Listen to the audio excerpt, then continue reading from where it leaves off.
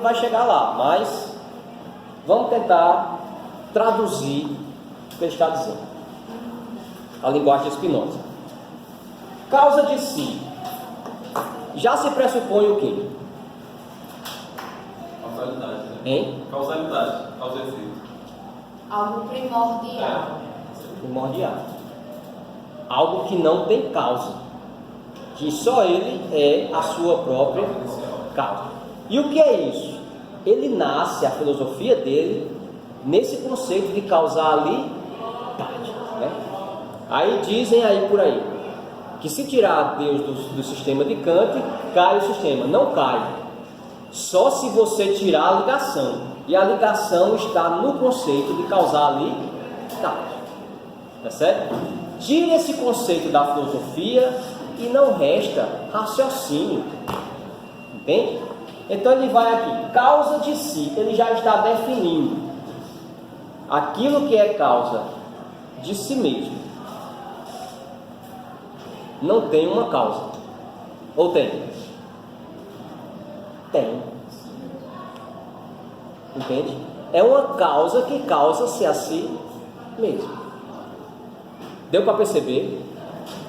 Quebra a noção de efeito, mas o efeito é a própria causa.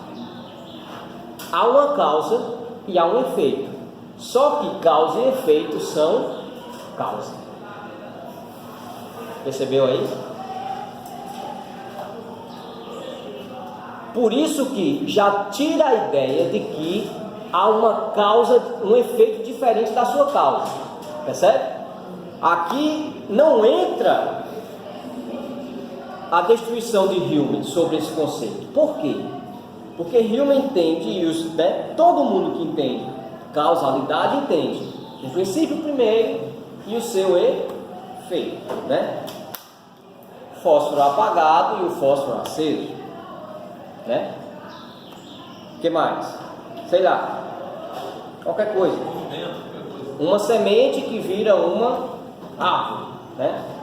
Causa e efeito. Mas aqui ele está tirando um efeito que seja separado da sua causa enquanto essência. Entende? Então, mesmo que a causa seja a semente que gera uma árvore, mas semente é um objeto diferente de árvore. Aqui o objeto é o mesmo. Percebe? Vamos lá. Compreendo aquilo cuja essência envolve a existência. O que é que Sartre diz? Lá na frente. A existência precede a essência. Precede a essência. Spinoza já dizia: a essência já é existência. Entende? A essência já está na existência. Eu não posso desvincular um conceito do outro. Como é que a existência vai preceder a essência? É isso? A existência precede a essência. Hein? Aqui eles estão. Oi? Primeiro eu existo, depois eu sou, né? Como instituto.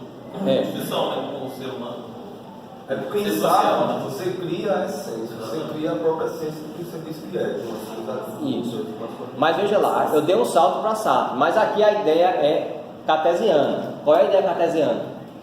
Eu penso primeiro, né? Existência vem depois. Então ele está combatendo essa ideia, que já serve também para Sartre. Então ele pega os dois e eu não posso desvincular essência de existência. Tá certo? Envolve a existência. Ou seja, aí, esse ou seja, o que é um ou seja? Né? Traduzir melhor, né? Reiterar e reexplicar aquilo que já foi dito. Então aqui você já tem, na mesma proposição, duas explicações, né, do mesmo, da mesma coisa.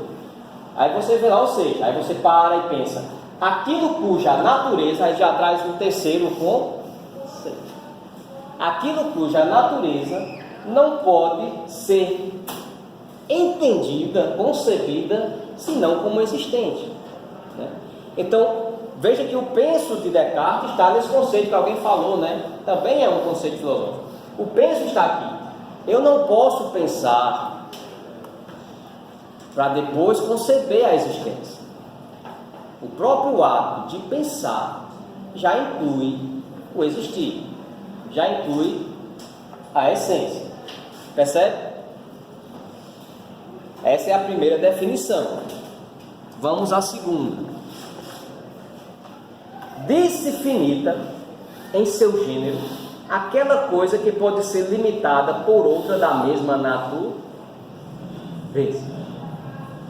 Repito, diz-se finita em seu gênero aquela coisa que pode ser limitada por outra coisa da sua própria natureza. Por exemplo, disse que um corpo é finito porque sempre concebemos um outro maior. Entende? Pense num quebra-cabeça, certo?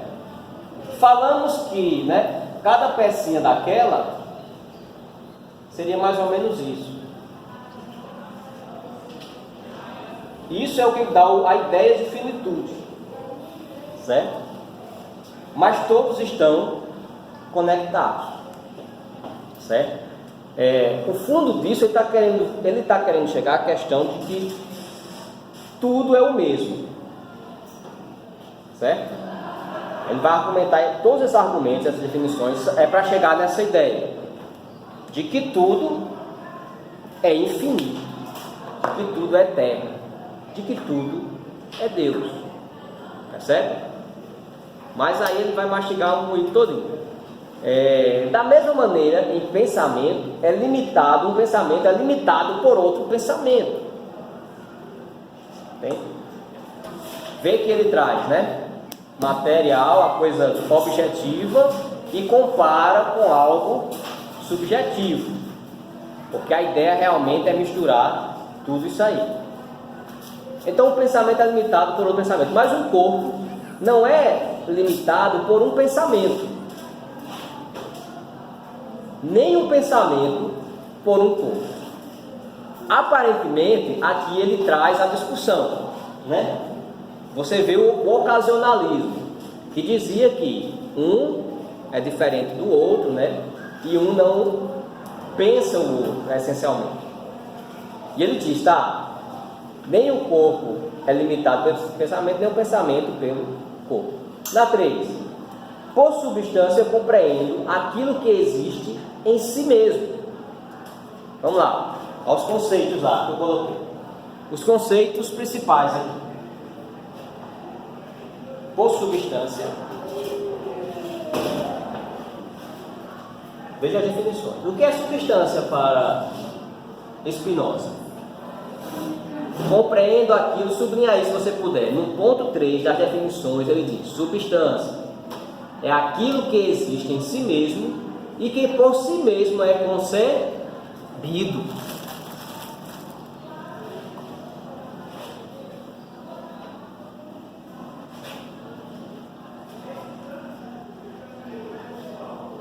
Substância, deixa eu colocar aqui. Substância existe por si mesmo e que por si mesmo é concebido.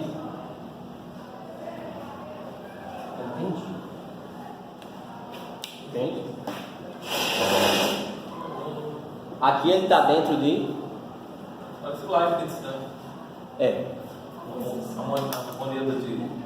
monadologia de Leibniz. Tem a ver, só que Leibniz ele vai propor outro caminho,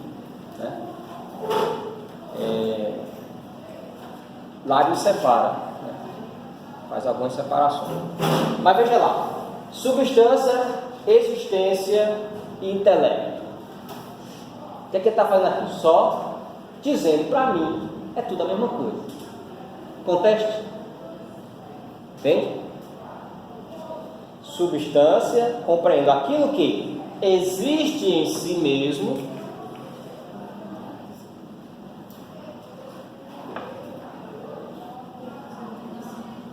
e que por si mesmo é concebido. A substância se entende a si mesma como existe. Percebe? O conceito de substância é algo que se entende como existente. Novamente, fazendo alusão com o pensamento de Kant. Kant lá na frente vai pegar esse conceito de existência. O que é que ele vai dizer?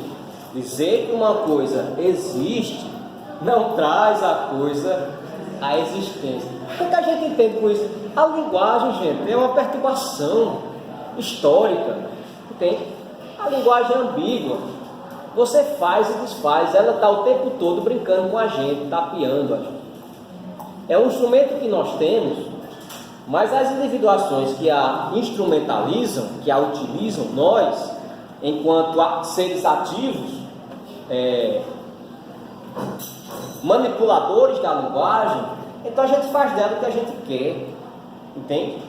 Porque a gente não tem outra coisa para fazer na vida, se não falar, se não pensar. E a partir do momento que a gente começa a juntar os conceitos, a gente cai no mar de ambiguidades. E o que é que os filósofos fazem? Notam essas ambiguidades, essas sutilezas. Está entendendo? Spinoza está errado? Está não. Porque para ele, nos pressupostos dele, substância e existência é a mesma coisa. Então, é algo que se entende a si mesmo. Para Kant, não. Nós não sabemos o que é existência. Não há o totem da existência. Não há o prédio que é símbolo da existência de tudo. Não há nada no universo que determine que nós existimos, senão a nossa própria fala. Entende? É a humanidade que decretou, convencionou que existe. Mas não há nada fora da linguagem, como Wittgenstein aponta, que determine que nós existimos. Somos nós que estamos declarando isso. Com base em quê? Na nossa linguagem. Nada mais. Não temos como provar isso. Até mesmo o termo provar, nós caímos na confusão. Né? Como vamos provar algo se não sabemos se algo existe? Qual a referência para a prova? É certo? Qual é a referência exata, científica, para provarmos algo? Se por baixo do pano de tudo, a gente sabe que não sabe se existimos ou não.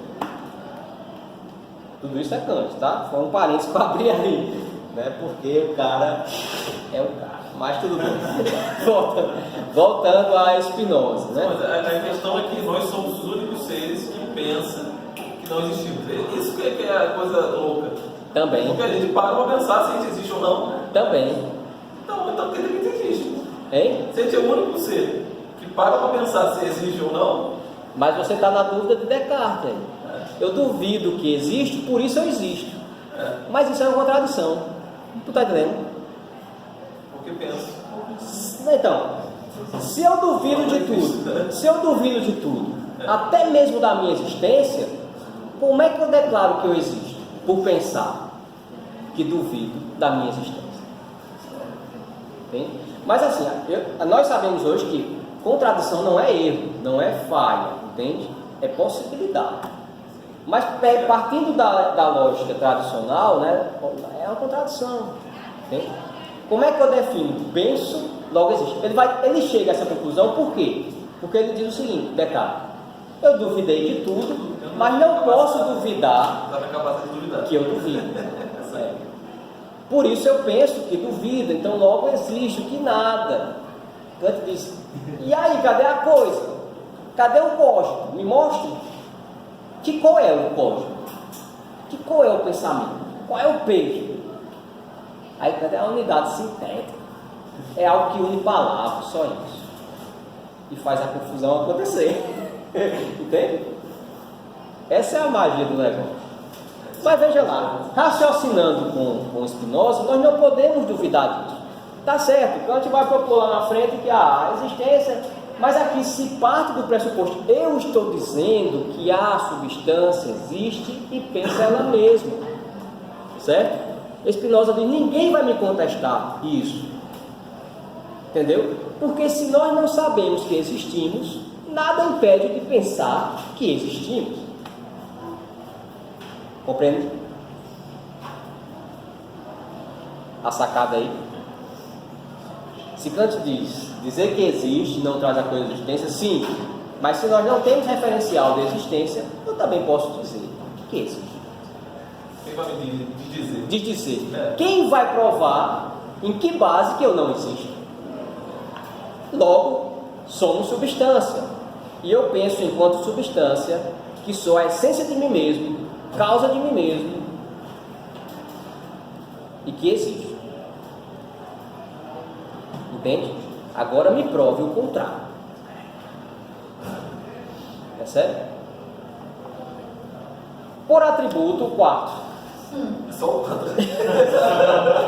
Eu coloquei atributo ali não, né? Essência, tal. Nossa, velho, a filosofia é os caras fazendo sacanagem com a gente o tempo todo, né? E a gente... Mas quando a gente mergulha nesse mundo é genial.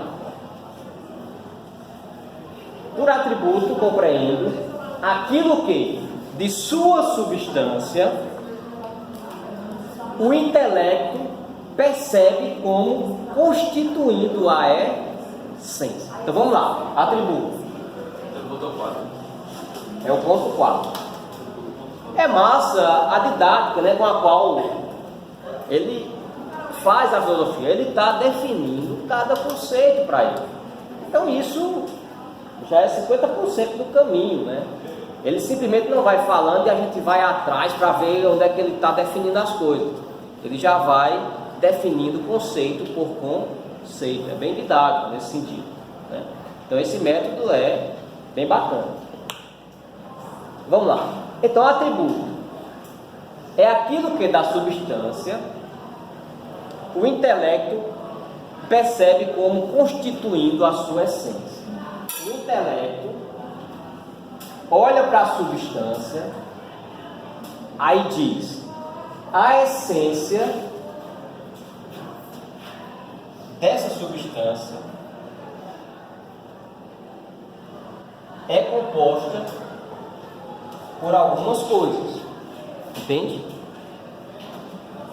Quando a substância se pensa a si mesma, percebe que na sua essencialidade existem atributos, existem algumas diferenciações, entende?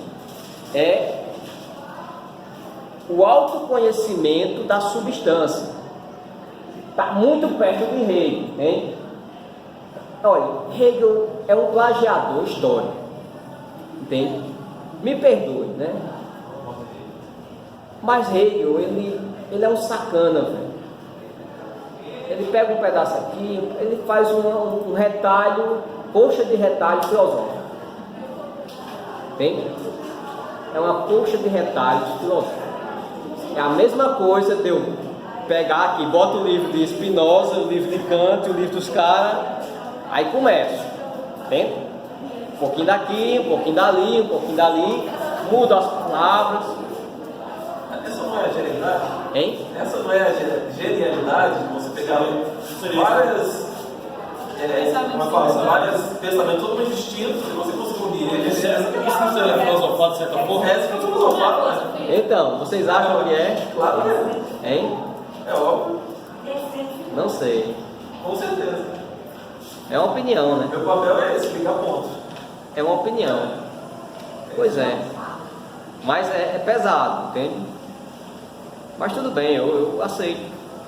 Eu não tenho problema com os contrários. Mas não é assim, genuinamente, um pensamento Porque, por exemplo, Até a maêutica, meu filho. Oxi. não, a maêutica não existe duas maêuticas. Porque assim, Por exemplo, você está estudando o passo. Então você vai se debruçar sobre ele. Aí você vai. O primeiro passo é você tentar se debruçar toda a filosofia dele e escrever algo mais fácil, entre aspas, para você e para os outros. sim. Depois desse passo, você vai começar a se apropriar dessas ideias. Você vai, a partir de Kant, sei lá, de alguém, você vai pegar aquilo na sua mente, você vai juntar. Não, sim, a memória Você vai fazer já tá uma na hora nova. daqui. É isso. Então tudo bem. Kant diz isso, né? Em cima das ruínas de um filósofo, nós construímos a nossa. A questão é, Lupasco, por exemplo, ele diz, isso aqui que eu estou pensando está em Spinoza. Essa é a diferença. Entendi. Isso aqui que eu estou pensando, Entendi. eu puxo de... Mas antigamente não tinha muito isso, né? Você escrevia direto, não tinha referência, né? Kant mesmo, ele cita Aristóteles, cita Platão, agora ele omite Tomás de Aquino, que é o foco onde ele realmente mama, né? Em muitas coisas. Mas isso é uma prática, né?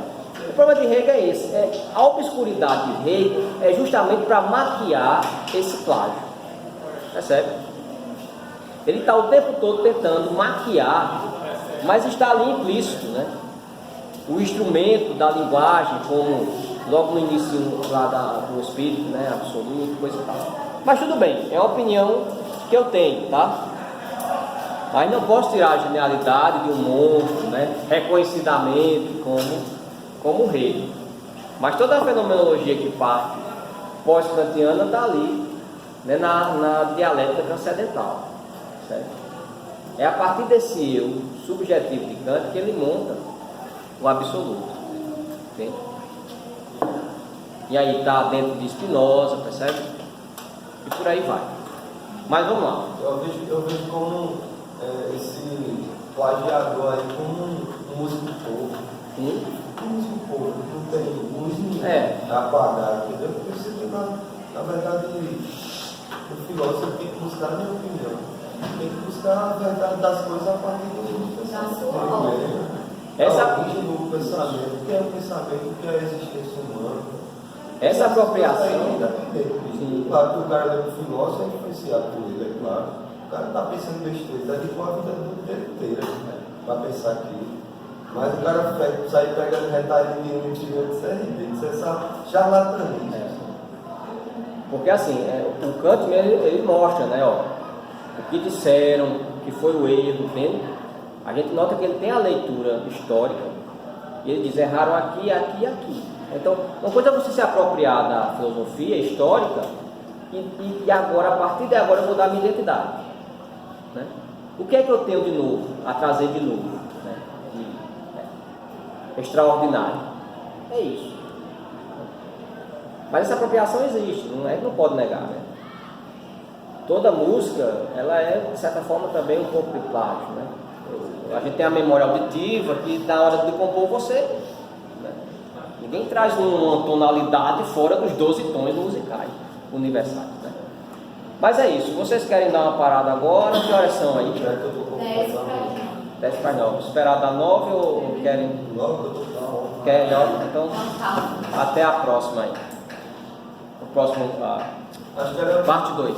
esse era um dos motivos que Schopenhauer